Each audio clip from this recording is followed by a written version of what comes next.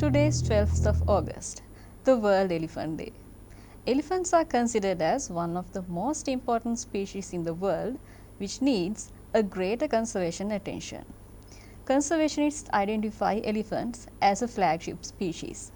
Considering this importance to create the awareness among public, the World Elephant Day was introduced on 12th of August in 2012. It was introduced by a renowned filmmaker Patricia Sims and Michael Clark, the Secretary General of Elephant Reintroduction Foundation in Thailand.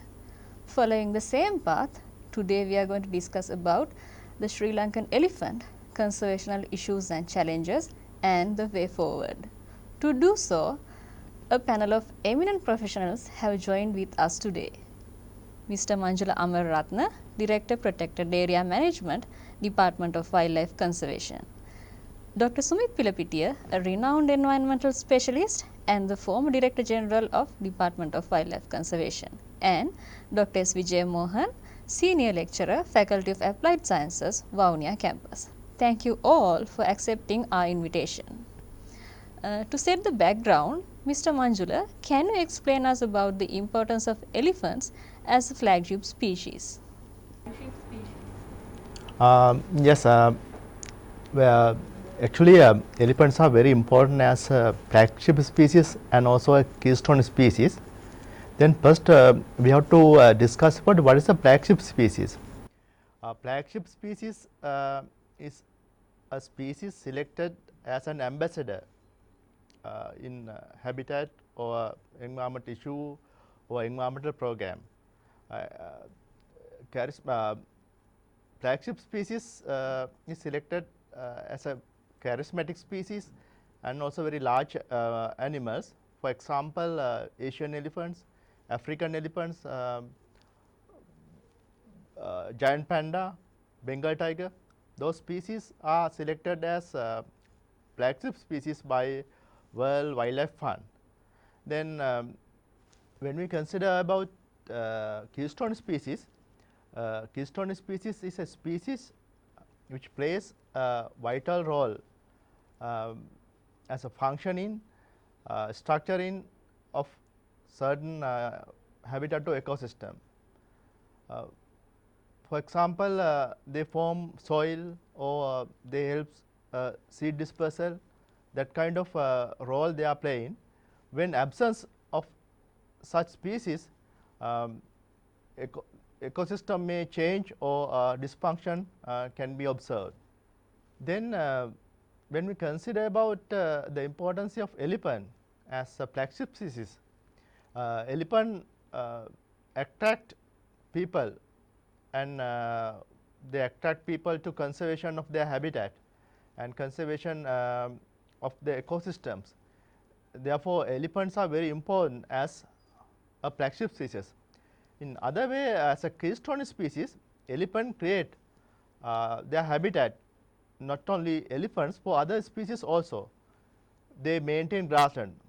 Actually, we know elephant they uproot or break some bigger trees or woody trees, and they try to always maintain the certain area as grassland or scrubland, because much more food available in a grassland or scrubland rather than a dense forest. And as a keystone species, elephant creates habitats or microhabitats for small animals.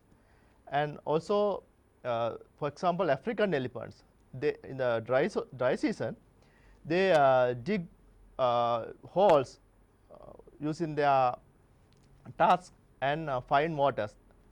Then same water holes used by other animals also. And elephant plays a role in seed dispersal also. We can find so many seedlings in decomposing elephant dunks. Likewise, elephant are very important as a flagship species as well as a keystone species. Elephant conservation is very important, but we cannot do that without studying about the behavioral patterns of elephants. Dr. Sumit Pilapitiya is a well-known expert in studying the social life of elephants.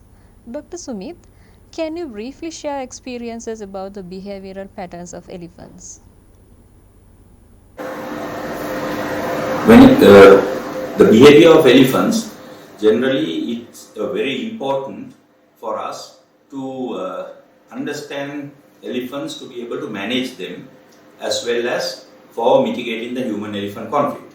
We have to realize that elephants are highly intelligent animals. Most animals at birth, their brain is developed about 90%, leaving only about 10% for them to develop over their lifetime based on experiences. Human beings at birth, the brain is developed 28%, leaving 72% for brain development through experiences and learning. The elephant is next with 35% brain development. So they also have a long time period in their life that they learn from experiences, and that obviously makes it very difficult for us to manage the human-elephant conflict, because elephants tend to learn how to react or circumvent all the mitigation measures that we come up with, because they are that intelligent. So we are dealing with a species that is extremely intelligent, and we have to keep that in mind whenever we are looking at conservation management as well as mitigation of the human-elephant conflict. When it comes to the consciousness of an elephant, consciousness means the state of being aware of yourself and your responsiveness to the surroundings. Now, the field of animal consciousness is in its infancy right now, but there are many ethologists who feel that certain species have consciousness. Many elephant ethologists strongly believe that elephants have consciousness. Even in my case, I have seen a few examples of elephants, their behavior that you could link to consciousness.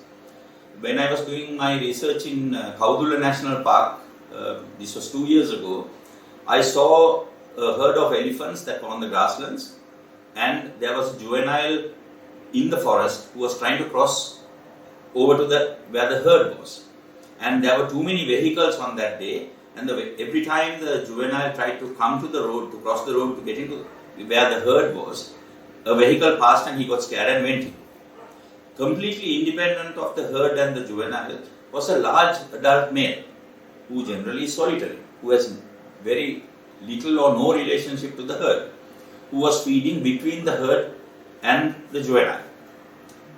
And after a while, the adult male walked into the forest and accompanied the juvenile across the road and let the juvenile go to its herd.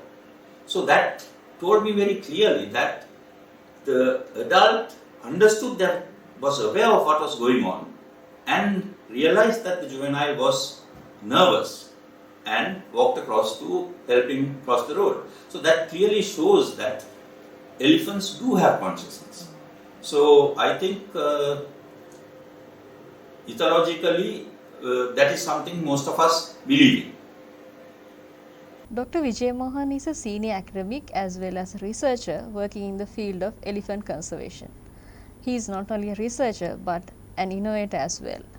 Hanging electric fences, locally made GPS elephant collars, and remote measuring equipment which is used for the weight estimation of elephants are some of his innovations. Dr. Vijay Mohan, you have worked with several communities and cultures in Sri Lanka. So what is the social and cultural significance of elephants to Sri Lankans? The elephants in Sri Lanka and people are extremely bound together based on their culture and their behavior. Elephant is one of the important creature for Buddhism, where it is been considered that it was a white elephant who gave birth or impregnated Buddha's mother, and that's how the virgin birth of Buddha occurred. And then for the Buddhist people all around the world, and especially in this country, every Buddhist religious activities are linked with elephants, especially in the Temple of Tooth. The tooth relic of Buddha is always carried on a tusker or a majestic tusker. So that way, culturally, for the majority of the Sinhalese, the elephant is an extremely important animal. Similarly, for the Hindus, in Hinduism, the god Ganesha has the elephant face. So there is a story for that, where the son of Shiva and Parvati fought with Lord Shiva, and Lord Shiva took his head off, and Parvati went and worshipped Shiva to give the life back to his elder son. So then Shiva told, whatever the animal you see first, the head, that will be your son's head. So Parvati went out and saw the elephant first, and then that's one of the stories why Lord Ganesha got his elephant head. And Lord Ganesha is an important god in the North Indians, Hindus of the North Indians, and almost all the Hindus in all over the world. So as Lord Ganesha in Hinduism, it is the elephant is extremely important animal and culturally bound to the people, Hindus all around the world. And other than that, if you look at any sculptures or historical cultures, drawings, elephants are depicted in many ways, especially with tuskers. Beyond that, there is a huge bond between elephant and the people in Sri Lanka, beyond this cultural emotion. As a big animal in the wild, and as an animal that is very important in the forest, elephant is extremely respected by the people of this country. If you look at the elephant distribution map that was published recently by Dr. Prithviraj Fernando, about 65% of the country comes under elephant range. And according to the last survey, we have around 6,000 elephants based on the 2011 survey. And with these 6,000 elephants are distributed in 65% of the entire country, which is actually living with 1/3 of the entire Sri Lankan human population. So that itself tells us more than the religious and cultural bond. These people have accepted elephants in their backyard. With a country of 65,000, only 65,000 square kilometers, and with 22 million people, and with 6,000 elephants, this kind of equation is never found anywhere in the world. So the credit goes to the people of this country to accept their elephants in their backyard. So elephants cannot be, Sri Lanka cannot be considered without its elephant. Although people, sometimes there are instances where people injure elephants, or sometimes they poison and they kill. But once an elephant falls, it may be the same people who run around and find food and water and get the help from the wildlife department. And then you can see the amount of help that they provide to the wildlife department to make that elephant back on his 4 feet. Although it's not going to happen most of the time, but you can see the love that they give to the public. Even recently there were a few videos of elephants dying and people going and crying in front of the elephant. So the majestic animal has a huge relationship with the people wherever it lives. Then, Mr. Manjula, I think the human-elephant conflict is the most acute problem that you have to find the solutions. Can you enlighten on that? There are several reasons for increasing human-elephant conflict. Habitat loss, loss of migratory routes, shrinking of their habitats, and loss of habitat quality. When we consider about the first reasons, there are several causes. One thing is encroachment. Villagers or the people coming from outside, rich people, they encroach elephant habitats for agricultural purposes or sometimes commercial agricultural purposes or construction houses. There are so many encroachment activities are taken place within elephant habitats. And other causes development projects. After the independence of Sri Lanka, and from 1950s, there are so many agricultural or other development projects were taken place, especially in dry zone. It means the elephant habitats of Sri Lanka. In 1950s, Galloya project, then Minneria Kaudulla projects, then 1980s accelerated Mahavali project, and recently Maragahakanda Kaluganga development projects. All projects are implemented in dry zone, especially in elephant habitats.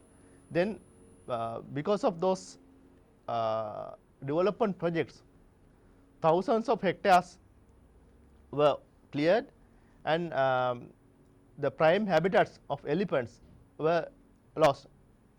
I think this is also a major problem to human-elephant conflict. And unsustainable development activities is also one reason. For example, some housing projects or some development projects are taken place on elephant migratory roads. Then again, human-elephant conflicts increasing. This is I mentioned regarding loss of habitats and shrinking of habitats, and degradation of habitat quality also another reason. There are several reasons for degradation of habitat quality. One thing is invasive species. We know there are several invasive species are very rapidly growing, spreading within elephant habitats. For example, Lantana camara in Udawalawe and Ludungambehera National Park, Prosopis in Tabboa Sanctuary and Bundala National Park. Those invasive species are spreading fastly, and they invade elephant habitats, and the result is a loss of food and water for elephants. Climate change also one reason. Because of climate change, we have experienced long dry period, sometimes flash floods. That also a reason of degradation of habitat quality, and dumping of garbage close to elephant habitats. Some Pradya Sabha or town councils, they dump garbage close to elephant habitats.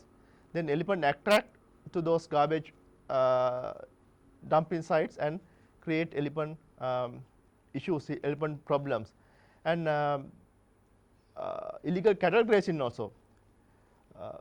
Thousands of cattle are grazing within elephant areas. For example, Madura National Park, Wasgamuwa, Udawalawe, Ludungambehera. There are thousands of domestic cattle and buffaloes. They are consuming elephants' food and water.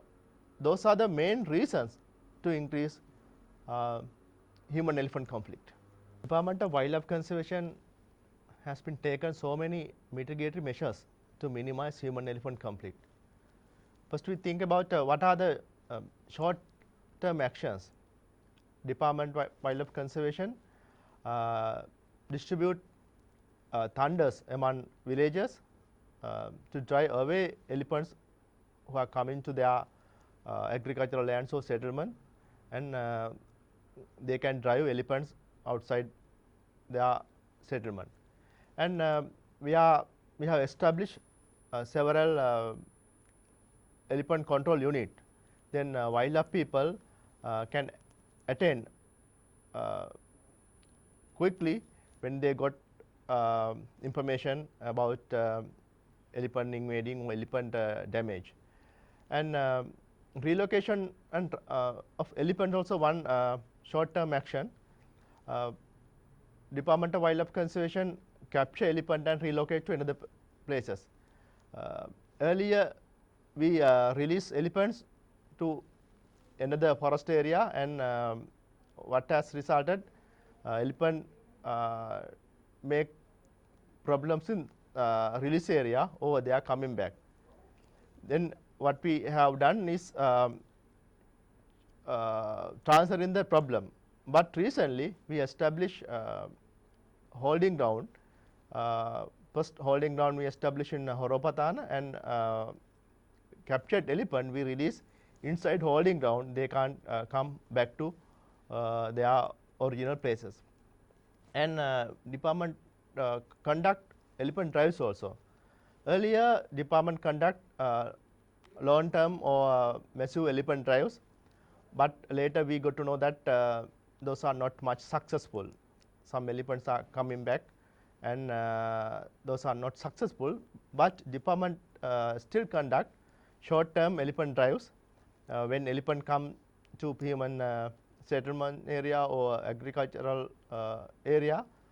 Our department officers involved with villagers to drive those elephant outside those settlement areas. And awareness is also another important action we are taken. By awareing people, then we can minimize some issues.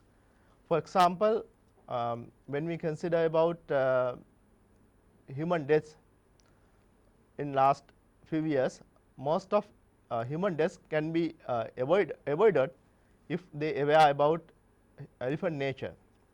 Most of people they are going in elephant area without any light. Then if they carry at least a torch, they could save their life. That kind of awareness programs we are conducting rural areas. And when we consider about other long-term activities, Department of Wildlife Conservation declare new areas for elephants. Very recently we have declared Hambantota Managed Elephant Reserve last April. There are more than 400 elephants are roaming in Hambantota area. We tried to drive those elephants several times, it failed, and now we have declared those area comprised in 25,000 hectares area as managed elephant reserve. And most important and most popular method is establishing barriers. We all know electric fencing. So far department erected more than 4,500 kilometer electric fences. Earlier most of fences were constructed around forest. Now in some areas we erect fences around villages, then elephant can move freely, and people in villages they maintain and they construct a fence and then safe from elephant attacks. Recently I have introduced agricultural fences. Farmers can erect fence around their agricultural field within cropping season. After harvesting their crop, they can remove, and elephant can use same area after harvesting the food. As well as electric fences, we use biological fences. Here some plant species like agave, we call hana, lemon, palmyra, bougainvillea, that kind of species used as barrier to elephant. It called biological fences, and some places we use trenches as barrier, barrier. That kind of barriers we establish to avoiding elephant coming towards human settlement. Research part also very important in controlling human-elephant conflict. So far we have put so many GPS elephant collars, and the information coming from those collars are used for management activities. When we designing Mattal elephant manage reserve, totally we use GPS collar data, and establishing elephant corridors also, those data very important. And compensation also another activity we conduct. We paid compensation for human deaths, injuries, and property damages. Department spend million of rupees annually for compensation activity. The most important thing is habitat enrichment activities. Because of some invasive species, the area where elephant live are not much suitable for elephants. Department of Wildlife Conservation conduct several programs to remove invasive species. For example, removing lantana in several wildlife areas, especially Udawalawe National Park, Ludgamvir National Park. We are conducting such programs, and removing prosopis in Bondala and Tabbo Sanctuary. That kind of habitat enrichment activities we are conducting, and grassland creation also another habitat enrichment activity, and rehabilitation of tanks. Food and water is main requirement of elephants. Then under habitat enrichment activities, we are going to make available food and water within elephant areas, and then we can control elephant, and we can retain elephant within protected areas. Now, Dr. Sumit, we see that the herds of elephants are behaving differently than the males and individuals. So, can you explain us how these herds of elephants are behaving? Elephants are very sociable animals, and they tend to be in groups. Females, a herd comprises related females and their offspring, generally calves and juveniles. And the herd tends to stick together with temporary breakages. Sometimes they break into smaller groups depending on the availability of resources, but then they get together when resources are larger. Now, for example, in Min area, during the dry season, we see large groups of elephants because resources are plentiful on the grasslands. So, subherds and subgroups get together and form these large herds. Now, when we read about African elephants, we know that African elephants are a matriarchal society, and each herd has got a distinct leader, the oldest female being the leader who makes all the decisions. Now in Sri Lanka also with the Asian elephant, we know that it's a matriarchal society, but the studies that have been done in India and Sri Lanka on behavior doesn't clearly give an indication that there is a single leader. We seem to see opportunistic leadership. When there are opportunities, different members of the group take the leadership, and there is no clear distinct leader. The few studies that have been done is not 100% conclusive, but we are beginning to believe that among Asian elephants there is no clear leader in a herd, and it's opportunistic leadership. Now, the males, the juvenile males in a herd, in the age of 12 to 14 or so, they tend to leave the herd.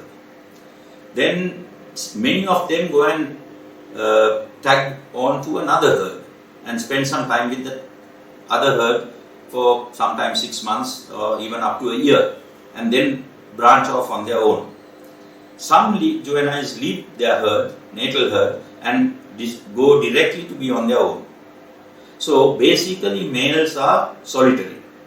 There are temporary instances where temporary associations of males are seen, which we call bull groups, but by and large males are solitary and they lead a life completely different from the herds. It's very interesting. And what about the males? What are their interactions and how do they contribute more to the human-elephant conflict in Sri Lanka? When we are looking at interactive behavior between elephants, like I said, the herds live together, so there is a lot of interaction among them. But even interactions among males seems to be a very interesting phenomenon, because males within a certain landscape, every male tends to know his position in the hierarchy of the males. The most powerful male is likely the largest male, and since males grow in height throughout their lifespan, the largest male generally is the oldest male. So based on size and age, the hierarchy gets developed, and the hierarchy we sometimes see males pushing each other and sparring. That is how they establish their strength, and they fall within this hierarchy. Now elephants go out of their way, particularly males. They go out of their way to minimize conflict. This entire hierarchy is to minimize conflict, and they don't challenge a higher ranking male unless they are in must. During must period is the only time that we might see an opportunity of two males having an agonistic encounter. So during must period also, closely ranking males who might challenge each other, even then they try to show their dominance rather than fight and establish dominance. They do what we call must posturing to try to intimidate the lower ranking male so that there will be no encounter between them, an aggressive encounter between them. So this is a species. So elephants are a species that really go out of their way to try to minimize conflict among them. Now we have taken this species that goes out of their way to minimize conflict, and we have created the greatest human-elephant conflict in the world. In my opinion, I think we human beings have played a huge role in creating this conflict, because we are largely responsible for it, and the elephants are more or less reacting to what we do. So if we really want to minimize aggression in elephants, we have to be less aggressive towards elephants. That is a very important factor that we should keep in mind. Now, Dr. Sumit Pilapitiya has explained this human-elephant conflict in the elephant behavioral perspectives. As a barefoot researcher, how do you look at about this human-elephant conflict in Sri Lanka? Yeah, it's very important to understand the status of human-elephant conflict in Sri Lanka. So I would like to start a note with the recent COPA report saying that the human-elephant conflict is highest in Sri Lanka. It's all depend on how do you measure the human-elephant conflict. Are you measuring with the death of human, or are you measuring it with the death of elephants? Are you measuring with the loss of the economic loss for the country or the people, or are you combining all three together, or do you have a formula to find out which country in the world has the highest human-elephant conflict? The problem here is that in last year 2020 and 19, last 2 years, the elephant death has soared over 300 and over 400 elephants per year, which was around 270, 280 of 3-4 years back, and suddenly for last 3 years, it is 3-4 years, it passed 300 and it has passed 400. So based on that only, I would say that the people would have, or the COPA would have come out with the statement saying the highest human-elephant conflict in Sri Lanka. In the same time, 2019 in India, 500 people were killed by wild elephants, and 100 elephants were killed by the people. So, if that is the equation in India, which has the highest human-elephant conflict? So, how do you measure this? And about 500,000 people in India been affected by human-elephant conflict. But so far we haven't measured the economical loss in African countries or in Asian countries to find out how much are we losing annually economically in dollars. So, it's a big question for me, right? It's all, I think in different way.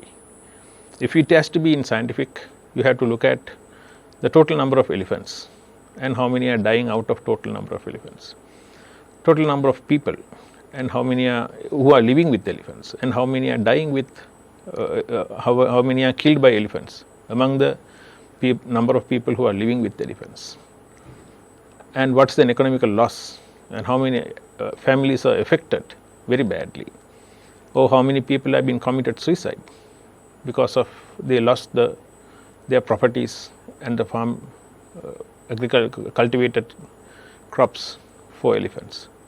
So, these are very important. We cannot just go by numbers alone. As I told you earlier, we have around 6,000 elephants with a density of almost 1.5 elephants, and that's kind of highest in the entire world.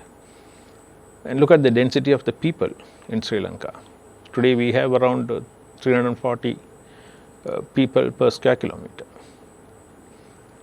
So, this also has to be taken into consideration just by going by numbers. When people and animal live together, interactions inevitable. So, these interactions is natural in that case, but it's difficult to accept the death of people and the death of elephants. So, that is why sometime emotionally we see the human-elephant conflict is soaring up. But if you go by the numbers, analysis, statistics, it was first reported the death of elephants in around 1953 by Holmes, I suppose. Right? During that time 70 elephants died. So, 70 to 80 elephants died. For 5 years 400 elephants died. So, during that time Holmes reported saying that the 8% of the population have died. So, that means they would have had a population of 1000 elephants, right? And if you calculate the death based on the 1000, the available population at that time, and if you calculate how many are dying today based on the population that we have, it is still less than what was in 1952. Maybe they wouldn't have counted the exact number of elephants at that time, 52. Even people don't agree what the survey has been done in 2011 is correct, but still the 1000 elephants in 2050 means those are the elephants that have been coming into contact with people. The others must be inside the forest. That doesn't matter. Human-elephant conflict means how many elephants are interacting with people. That is what you talk about human-elephant conflict. So, at that time 1000 elephants must be kind of interacting with people. So, that is the one people would be able to count.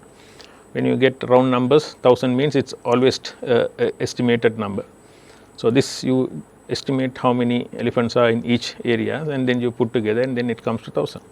And you here 2011 survey, it was the minimum count. How many were there? The minimum. So, that came to 5,870 odd animals. So, that is how you have to look at the human-elephant conflict. What was the population at that time in 50s? Right? From 50s, the density, human density in Sri Lanka was around 250 people per square kilometer. Today you have 341 people per square kilometer. calculate the increase of human density per square kilometer, right? Almost all the national parks, elephant reserves in this country are very small. You cannot have a reserve that is have a breadth of up to 10 kilometers. So 10 kilometers is nothing for an elephant today, right? So they will always come out and they always will interact with people. So this is how you have to look at. And if you see the news items that is being published daily in media, the papers, they always come and say, like in 2020-19, over 400 animals died. But they don't think about how these animals died. What's the cause of death? Is it all by human-elephant conflict? Ask this question. Nobody asks that question. They just accept it. A lot of authors, the papers, they write human-elephant conflict scored 400 2019, over 400 2019. But if you look at the data, Wildlife Department data, it's only 53% are deliberately killed by the farmers or the people, 53%.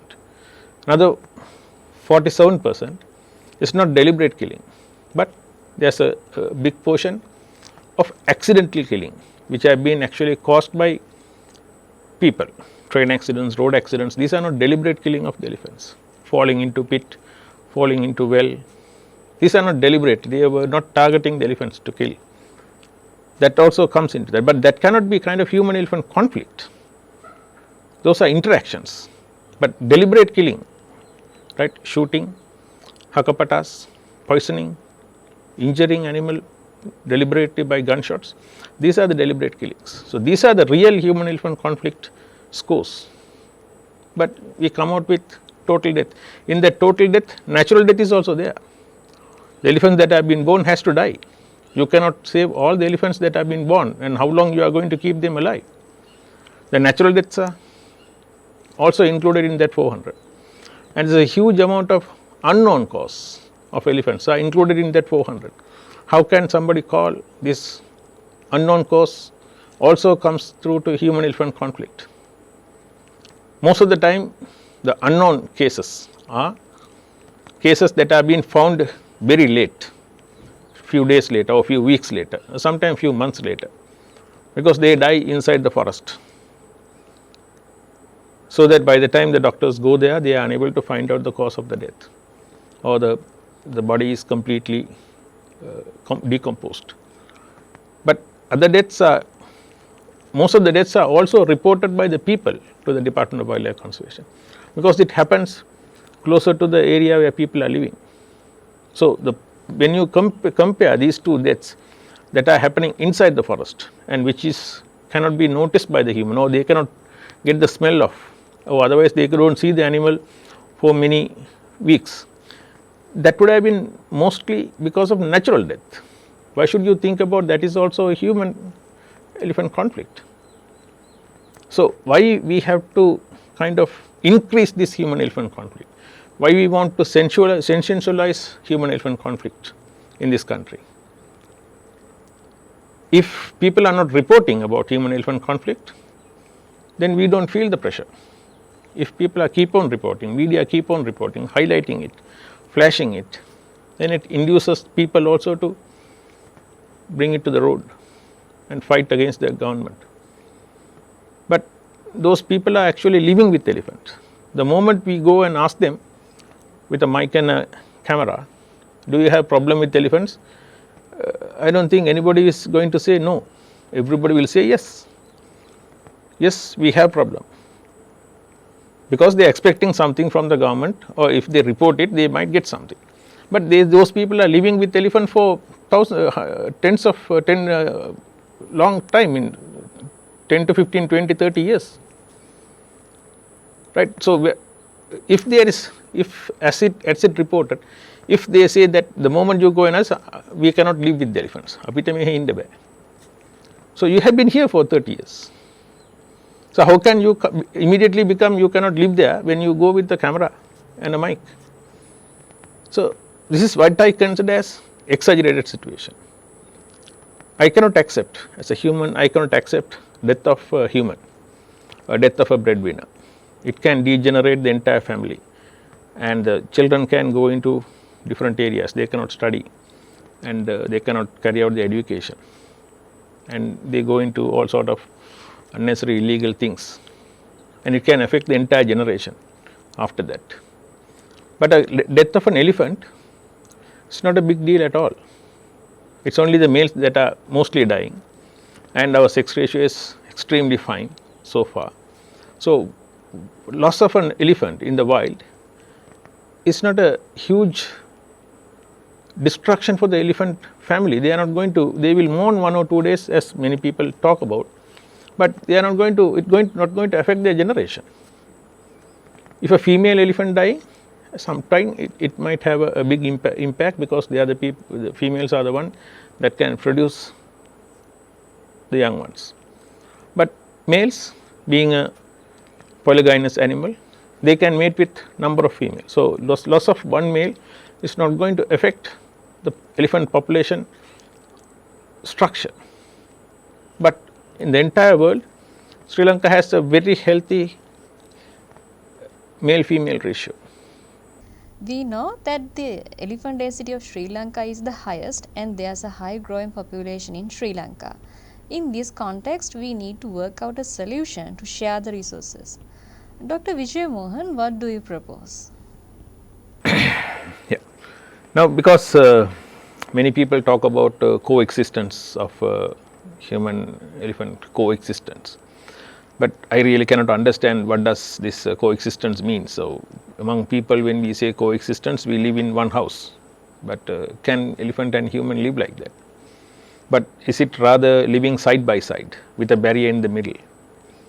So sometime coexistence must be much better, attractive word for funding when you are talking about living side by side with a barrier in the middle. I am very skeptical about that, coexistence of human elephant. So we cannot, from my point of view, we cannot live together. We have to live, I have to live in my habitat, and elephants have to live in their habitat. They cannot be living in together.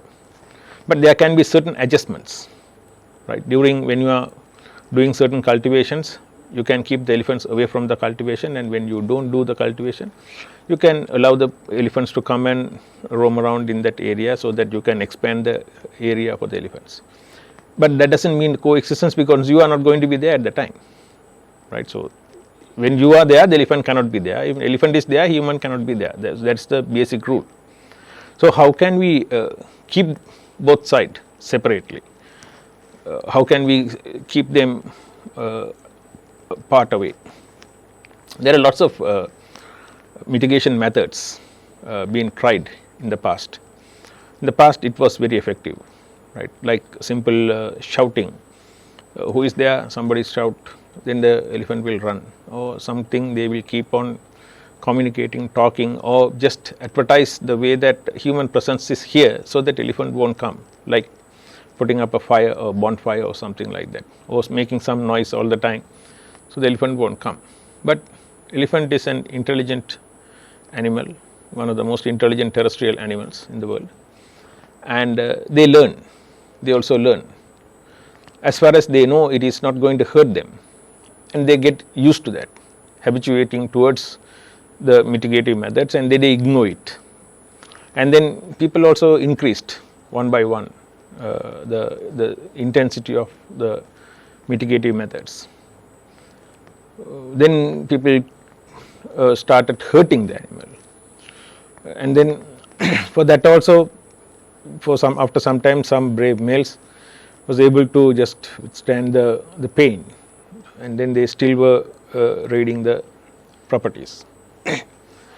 So then we came with the most effective electric fence that was actually used to keep cattle inside the premises, inside their farmland. So we started using, and it became extremely effective. And I think in late 80s, it's been deployed in Sri Lanka in many areas, and it was extremely effective. But again, they started learning. how to break that electric fence. So the electric fence that have been established are very effective, full electricity. It's not fatal, but it gives a memorable shock. But unless you maintain the electric fence properly, the effectiveness goes down.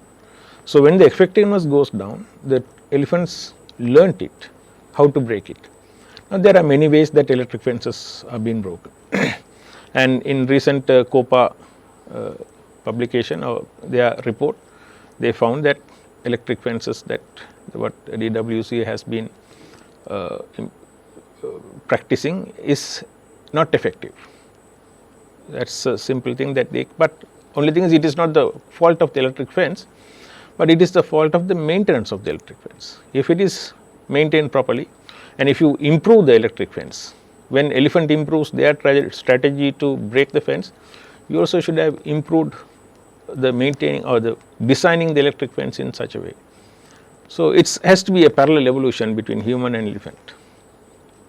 Now of course there is a minister for trenches, for state minister for electric fences and trenches. Of course trenches has been tried previously, but it was a failure in many places, because the trenches can be successful only based on the terrain that you have. If it is a sandy terrain, then the electric fence, the trenches are not going to work properly. Trenches also can interfere with the groundwater distribution or the water flowing on the surface of the land, and that can have a adverse effect on the other side of the trench. And trenches cannot be cut on rocky areas, and if you are going to cut in rocky areas, the expense, the economy, which is whether it is viable economy, and it can collect water and it can have other problems. So there are, cutting a trench would have a much more ecological damage rather than modifying the electric fences. So in this sense, actually I came up with a new design which is called hanging fence, and which was established in Hambantota garbage dump for the first time in 2016 with the funding of an American funding, Ringling Brothers. That was the first time we established it, and there was an intermediate model also, but it became extremely successful. It's kind of almost 100% successful so far, and then it has been established in 2 other places in Kadirgamam, in 2 places in Kadirgamam, one for JICA project and another one for the Pradeshiya Sabha for Kadirgamam for dumping areas, still working. Then somehow one of the Indian elephant biologist or behavioral ecologist found this, and he invited me to India, the Karnataka government. I got an official letter from the Karnataka government to come over to Karnataka and demonstrate it. I demonstrated it, and they are doing it very successfully. And in recent report by the Indian government report, the best practices of human-elephant conflict management in India, Project Elephant Division, Ministry of Environment and Forestry and Climate Change in 2020, have mentioned the electric fences are very successful in Tamil Nadu and Coimbatore, in Karnataka. They are going on with this hanging fence. They have done more than 500 kilometers of hanging fence already, and there have been reports that even it has changed the way that India managing human-elephant conflict because of this hanging fence. But still, in my country, Sri Lanka, it's still not picking it up. But there are many people have already started claiming that it is their design. It doesn't matter, because I didn't want to patent it, because I wanted to give it the open technology for people to use it so that they can keep the elephants also safe and them also safe. But as the natural way that we certainly sometimes we try to steal other people's ideas, right? So this is actually happening very well, and you can make it very effective. And actually the basic structure of the hanging fence is that you have the horizontal line at 14 feet high, so that's above the head of the animal, and then you have wires hanging from top to bottom, and it has a free end at the bottom. So there is nothing that elephant can break it unless it target the 14 feet high crossfire. So far so good. I also already told that the elephant can learn, but they haven't figured out that the horizontal wire is going above their head. The moment they figure out, they will try to break that also, then we can increase the height. But increasing height will increase the cost of putting up the fence. But as far as so far, it's still working very well, and India it's extremely good because most of the males are having tusk in India. We have only a few tuskers, 7% of tuskers, but India on average there is about 30 to 50% of the males are tuskers. So tuskers can easily uproot the conventional electric fence, but they cannot do it with this hanging fence because there is nothing that you can uproot it. So the moment you try to poke your face into the fence, there are wires touching in many places, so the elephant cannot actually figure out from where the shock is coming, and it's easy to clean. In the bottom, the clearance, the weed clearance is much easier than on the conventional fence. So I think that there are many ways that people are trying chilies, people are trying bee is a complete failure in Sri Lanka. Chili, of course, even today there was a news item in India. They have been trying burning gunny sack of chilies to ward off elephants. But the cost of chili, and when are you going to do it? And you have to always vigilant about elephant coming, and you cannot keep on burning chili, and that also will affect human chili powder, the smoke, chili smoke. So those are other things also. But there are many other ways now. Putting the thunder flashes, but there are reports came that the elephant doesn't respond to the thunder flash, and people consider that those elephants have gone deaf. So we did a study on the decibel levels of thunder flashes with Peradeniya University and the Ruhuna University and the Department of Wildlife all together, and we found it can be detrimental, or it can be very it can damage the ear if it is very close to the animal, about 10 meters, closer than 10 meters, it can affect the eardrum. But there are two things that you can look at when they don't respond to the thunder flashes. It may be just complete ignorance, right? If I call you, and if I call your name, if you don't turn back, one thing is you are ignorant of me calling you, you know who is calling, otherwise you are deaf. So you cannot differentiate between those. So the elephant also may be the same. They might knowing that there is a thunder flash, it's not going to harm me. So they just mind their own business. That doesn't mean they are deaf. It can be total ignorance and they don't worry about it. So we have to change our tactics. The new tactics of putting a collar and having geofencing of in computer, you do it virtual geofencing, and when the elephants try to cross, because the satellite signals will tell where the elephant's GPS coordinates, and the moment the geofence is crossed, you can get a message. This has been tried. I tried it in 2006, I suppose, yeah. 2007, 2008, yeah, I can't remember, but it was done long time ago, and that's the first time we put a collar, locally made collar. First time we used standing sedation methods to put the collar, and it worked. But the problem with that is the battery life, because if you want to monitor online the elephant movement, you have to have number of fixes, a frequency of number of fixes coming in very frequently, right? It cannot be 4 hours or 3 hours, because you will not know what will happen in that 4 hours. 4 hours is a big time gap for the elephant. So at least it has to be at every 10 minutes or something like that. Then only it will be very effective. So in that case, we have a problem of battery life, how long the battery can go. And I suppose with the improving technology of battery storage, as well as improving technology of the GPS system using minimum energy, this can go long. Like, so those battery, the one day we might get a collar very soon, where we can get every 10 minute fixes for about 1 long year, something like that. So those will be extremely effective mitigation methods, so that you know the whereabout of the elephants. If you identify an elephant of a rogue elephant, then you can identify the movement of the elephant, so that you can give an early warning to the people if an elephant approaching a village. And other thing that has been practiced by the department is taking rogue elephants and putting it into a large confined area, so they cannot come out, especially the Horopatana elephant holding ground. Many people call it a prison, but for me it is otherwise those elephants would have been killed by the people, definitely. So for me, ecologically, that elephant is a dead elephant, because he is in a confined area and those elephants cannot interact with other elephants, or they cannot interact with the females. So they are it's similar, ecologically they are dead, but biologically we have, at least we are not killing the elephants, but we are extending their life in some other area.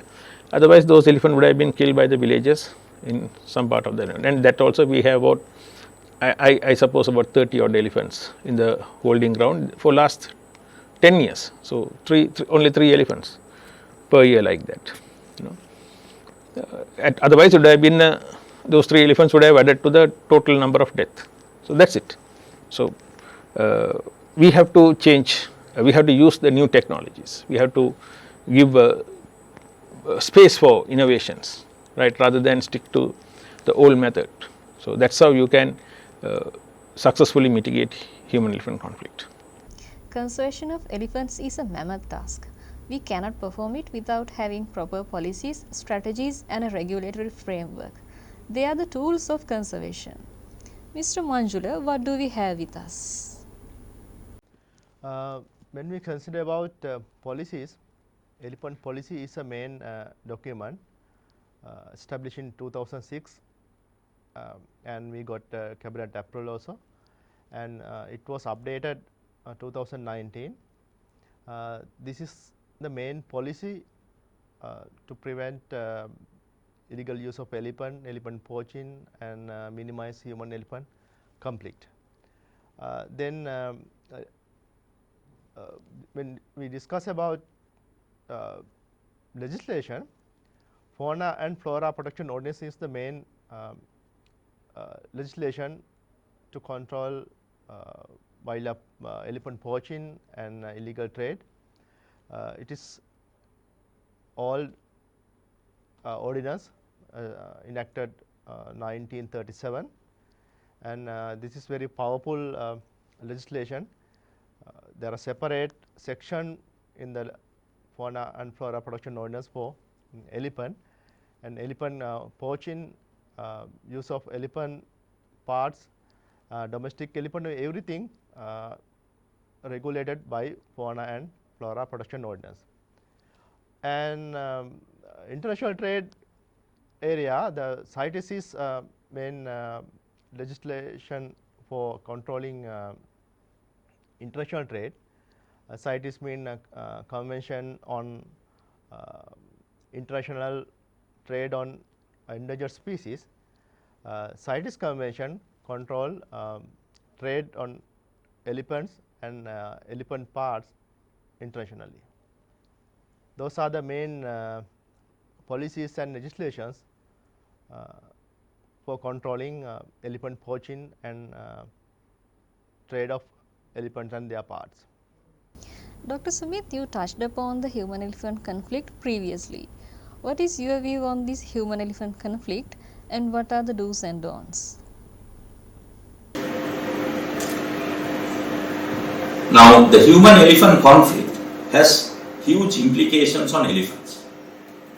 We try to mitigate the human-elephant conflict purely from a human point of view, a human-centric approach we take.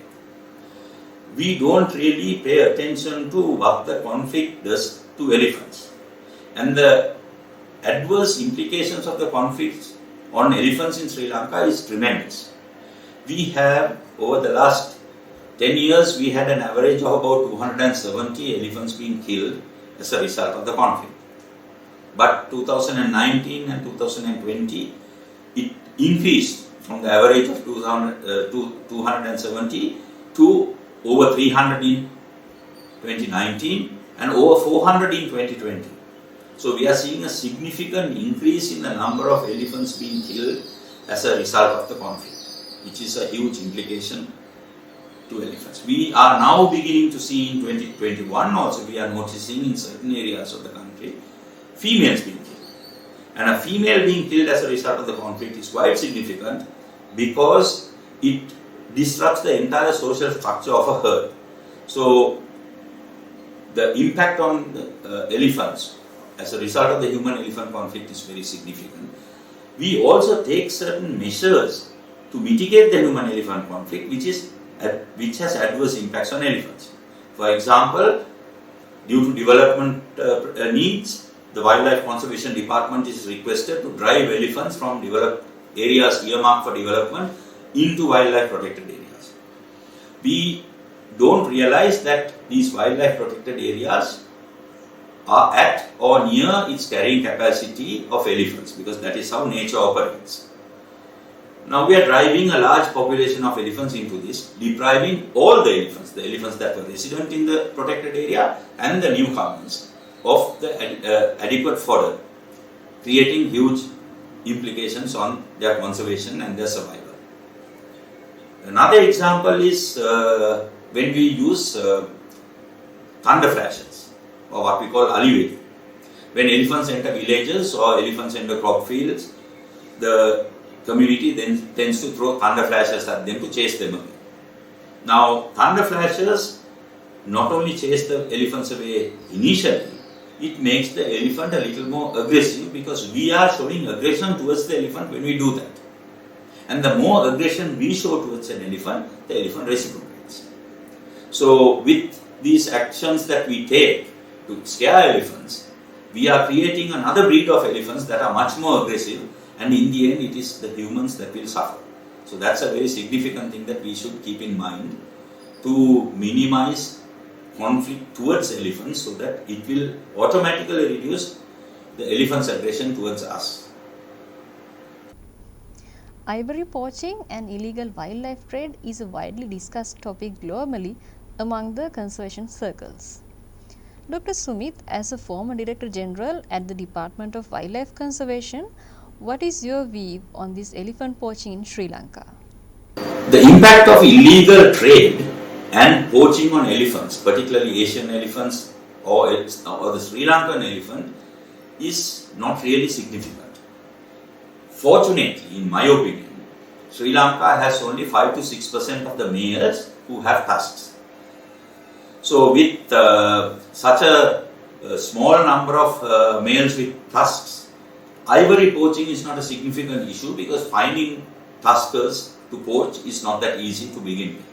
Secondly, what we realize is that when tuskers are killed as a result of the conflict, in many instances the tusks are still intact on the dead elephant. So had it been ivory poaching, the tusks would be missing. So that clearly shows that the tusker was killed not as a result of ivory poaching, but as a result of crop raiding or something like that related to the human-elephant conflict. So in the sense of ivory poaching, it's not a significant issue, even though there have been the odd instance where ivory poaching has also been recorded in this country. The trade of elephants is a bit of a worrisome issue. Over the years, there have been instances where baby elephants have been captured from the wild for various purposes, and this capture is illegal, and it seems to be occurring sometimes with political protection, and that is not a very good trend for a country to have. And I think there was a lull in such captures, but there are rumors now that this type of capture seems to be on the rise again.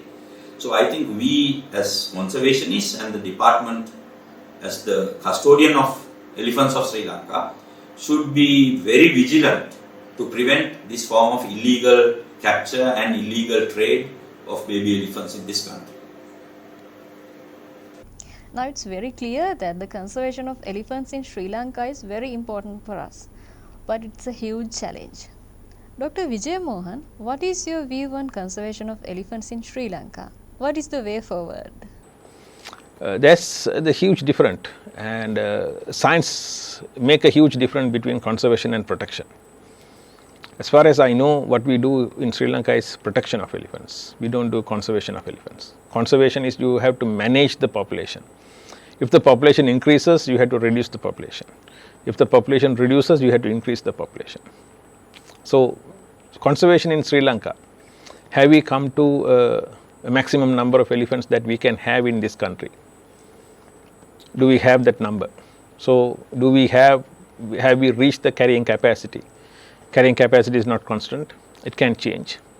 But have we reached the carrying capacity of them? Or how many elephant is enough for our country? So, as conservation says, you have to manage the population. If population increases, you have to reduce it. So, if we find we have more elephants, can we reduce the population? How are we going to reduce the population? These questions can be answered scientifically, but these questions cannot be answered emotionally. It's difficult. Either it has to be, protection is done based only on emotion, conservation is done based only on science. So people can say science is wrong. Yes, science has never been correct. That is the nature of science. One day what I say today is what I found, maybe can be disproved by another person. That is the growth of science, that is the nature of science. So you cannot blame science for that. Because the other person has found a new thing, because I found something that a few years ago. That is the basis that gave the other person to go beyond that. So that is the nature of science. So what I am saying today may not be correct tomorrow. That doesn't mean I am a fool. So that's the problem here. I will accept if I say something and if somebody else is saying that no, you are wrong, based on these studies, this is the correct one, I should be happy about it. Because I gave way to that new invention. So the conservation has to be thought in that manner. Can we control the increase of human population in Sri Lanka? That's the first question we have to say. Although we can say that now we have a static elephant population like 6,000, but another 10 years time, what will be the human population? Is it going to be the same, or is it going to be, if the human population is increasing without elephant population increasing, again we are going to increase the human elephant conflict. That you cannot avoid it. So another 10 years time, the carrying capacity won't be the same as what is today. So we have to come to a balance some point. We have to accept the facts at some point. We cannot keep on talking anepau. It's difficult. In science it is difficult. But I am not saying this the population is highest or low, because I haven't done the research to find out whether the population is higher or less. But we have to find it. For last 10 years we haven't done any studies on the elephant population size. There were a lot of scientists who were against the methodology for 2011 population studies. But for last 10-11 years, not a single scientist, those who went against, were able to come out with a new method and show this method better than the older method. But they are still contesting and still talking against the method that was used in 2011. That is not the way. Then you have to come out with a new method and show it that it is working, and in a given area try to establish the elephant density. The elephant density alone is not enough. What we need is the population structure. That is the most important thing. 100 elephants in a particular area has no value if all 100 are female, all 100 are males. It has a value only what is the population structure in that 100 elephants. Then only the management practice can be put in. Whether the calf population is high, whether the calf population is low, how many the population of proportion of older animals in that population, how many are very young animals in that population. These are the important thing for the management of elephants. These are the important thing for the conservation of elephants, not just the number. So many of the scientific methods being used in many of the countries gives only the density. To get the population structure, you have to observe them, right? Then only you can get and record it, the composition. That's the only thing that will give the composition. So whether we have 5,000 elephants or 4,000 elephants or 10,000 elephants, it doesn't matter. What we need is what is the proportion. If it is 10,000, what is the proportion? If it is 4,000, what is the population structure? Or even if it is 10,000, what is the population? That is the most important thing. There where you can make some decisions based on scientific studies, scientific methods, so that the conservation of elephants will be a constant and it will be effective. Otherwise, it is not going to be effective. There are, my supervisor always says, Dr. Charles Santiapalli always says, there are more elephant experts than number of elephants in this country. I think we all gained an in-depth knowledge about the area of elephants, about conservation challenges, and about the areas to focus on. I am very thankful to the panelists for sharing experiences and views with us. It was a great experience. Hope to see you next time and have a nice day.